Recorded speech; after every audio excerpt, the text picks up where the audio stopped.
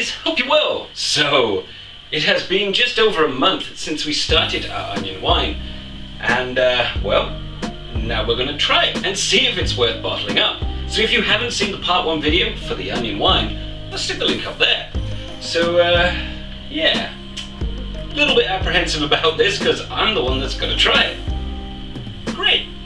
So our wine is looking pretty good considering. Now it is not clear. It could be a hazing problem from some yeast that just won't settle out, or the amylase didn't do its job as well as it was supposed to, so maybe I should have added more. We just will never know. But the wine has finished. It is looking pretty good considering, and I've got a hydrometer in there.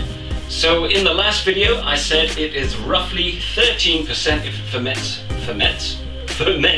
to dryness, and it's down at 990, so that gives us roughly 12%, somewhere around there. Close enough anyway. So I'm gonna get me a glass of mighty fine onion wine. Okay. Could use the siphon. Never mind. Not gonna worry too much about it. Is it good enough to drink? Let's find out. Just pour a little bit out. That will be plenty.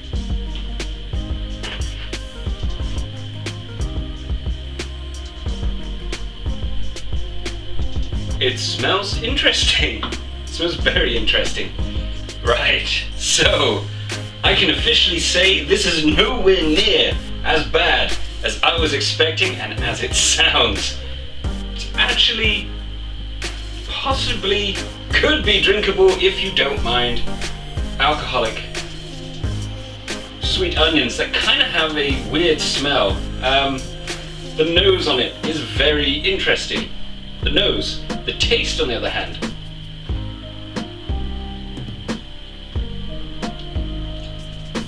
is actually not bad. Even though it's 990, the onions themselves have got a kind of sweetness to it. It gives a very strange taste. It is very, very odd to try and describe. It has the sweet onion taste. It has definitely got alcohol in there. And the aftertaste is almost like a onion chutney. That is all I gotta say. I am actually very, very surprised that this is palatable. I was expecting it to taste foul and horrible and gnarly. I was expecting it to ferment though, so I get points, I guess. Cheers. Actually pretty nice. Oddly, I never thought I was going to say that, because this is, well, a weird brew. But it's supposed to be, I went down the lines of a fruit wine, so that means got myself some infermentable sweetener. Now I'm not against sweetener, it got pointed out. I'm not against using sweetener, I just like to have the choice whether I use sweetener or not. So I am going to take 1/4 teaspoon and add it in.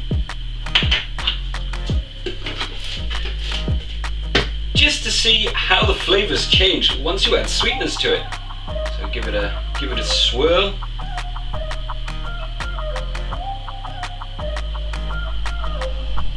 No, the nose hasn't changed. It does have a very slight sort of caramelized onion aroma.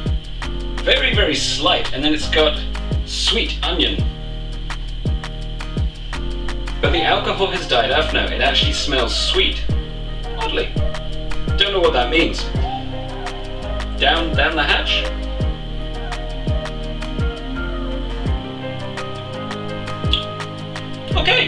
Okay, I'm gonna be completely honest. Adding a little bit of sweetness to it makes it taste a lot better. It is more like a wine now, I guess, like a onion fruit wine. Cool. So I was really expecting to hate this wine with a passion. to be honest, it's true.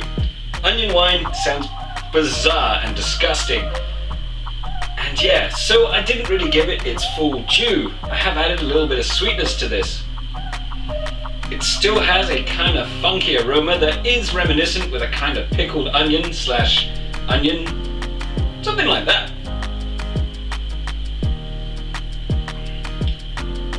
But the taste is not terrible. Considering we did this in the style of a fruit wine, the type of fruit wines I like to make, it's actually pretty good. Now that means this was a success, oddly. Very, very strangely, and I'm begrudging to say, this actually worked. Weirdly. So, what I'm going to do is I'm going to be bottling these up. Now I'm not going to waste perfectly good glass wine bottles to do this, because well, this is an experiment. The first version of it, just to see if the concept works. Now what this does mean is I'm going to be doing another onion wine. Another one. But I'm going to actually make it in the style of a wine. Because, well, I think this actually deserves a little bit more preparation. Oddly. So I'm going to go through, I'm going to use 2 freshly sterilized 2-litre bottles.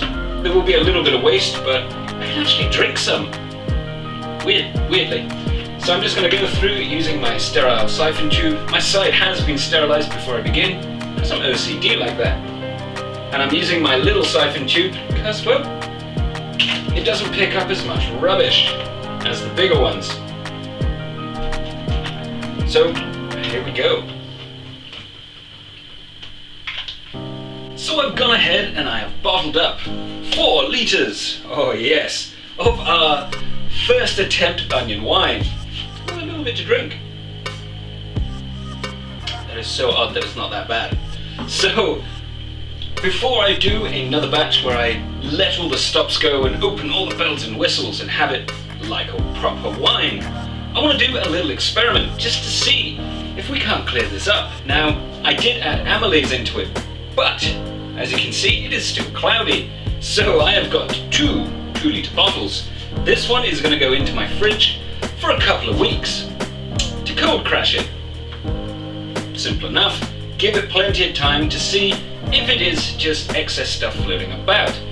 This one is not going in the fridge, and I have pulled out some of my still spirits alpha amylase. It is the hardcore stuff that you use for malting grain. So I'm just going to open this bad boy up. If I can. I need scissors. Return with the scissors. Open this up, and I'm going to add in just a little bottle. It's not a kind of scientific method, it is just curious if this will work or not. So it goes, that is supposed to be more than enough to do a gallon. Finger funnel. My hands have been covered in bleach because I sterilized the bottles. And in this goes. Put the lid on, give it a little shake. And this amylase over the course of a couple of weeks should do exactly the same thing as cheap malt. So if it is excess starch, this will be carbonated and hopefully clear. And if it's just excess gunk, this is going to be all clear and looking pretty. Just for the next batch, because well, if I'm doing this properly, I want to make sure that it works. So I am really surprised at the results, because well, I'm still drinking it and not throwing up. It's actually pretty good, considering it is made with onions. Who would have guessed? Though it does make your breath smell like onions. Very good for you. Anyway, so I really hope you enjoyed this video. Check out some of the other ones. Subscribe if you feel like it.